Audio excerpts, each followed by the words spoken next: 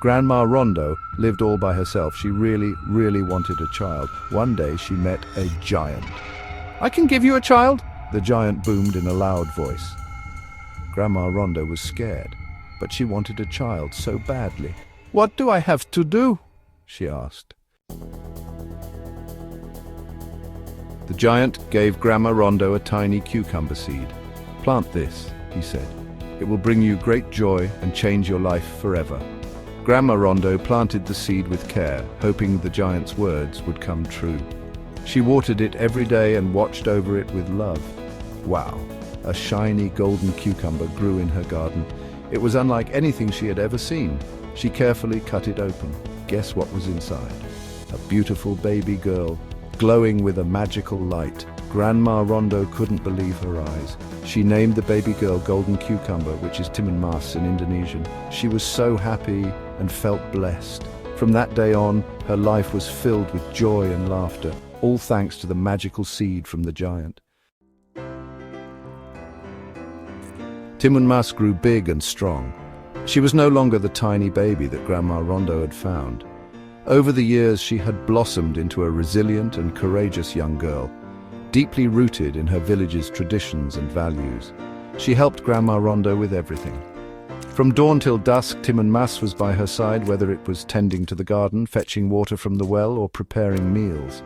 Their bond grew stronger with each passing day, a testament to their love and dedication to one another. But they weren't safe yet. Despite their peaceful life, a shadow loomed over them. The villagers often spoke in hushed tones about the giant who had once terrorized their land. The fear of his return was a constant, gnawing worry. One day the giant came back. His footsteps thundered through the village, shaking the ground and sending waves of panic through the hearts of the villagers. The once peaceful village was now gripped with fear as the giant's towering figure cast a long shadow. He had come to take Timun Mas. The giant's eyes were filled with a menacing determination. He reached out with his enormous hand, intent on capturing the girl who had grown so strong and beautiful. Grandma Rondo begged the giant to let her daughter stay. With tears streaming down her face, she pleaded for mercy, her voice trembling with desperation. She couldn't bear the thought of losing Timun Mas to the giant's clutches. The giant gave them a really hard job to do. He handed over a large woven basket and set an impossible task. The basket was to be filled with tiny shrimps by morning, a feat that seemed insurmountable. "Fill this basket with tiny shrimps by morning, or she's coming with me," he roared. His voice echoed through the village, leaving no room for doubt. The ultimatum was clear, and the stakes were higher than ever. The villagers watched in silent horror, knowing that the fate of Timun Mas hung in the balance. Grandma Rondo cried. It was impossible. Her heart ached as she watched the events unfold. The village had never seen such chaos before. The giant was relentless, and the fear in the air was palpable. How could they ever do that? The villagers were in disbelief. They had heard stories of giants, but never imagined one would come to their peaceful home. The confusion and fear were overwhelming, but Timun Mas was very brave. She had always been different, with a spark of courage that set her apart. Even as a child, she faced challenges head-on, never backing down. She had magic gifts from a wise old hermit: cucumber seeds, needles, salt, and shrimp paste. These weren't ordinary items, they were imbued with powerful magic, each with a unique purpose. Timun Mas threw the cucumber seeds. She remembered the hermit's words. "These seeds will grow into a forest that no giant can pass." Whoosh!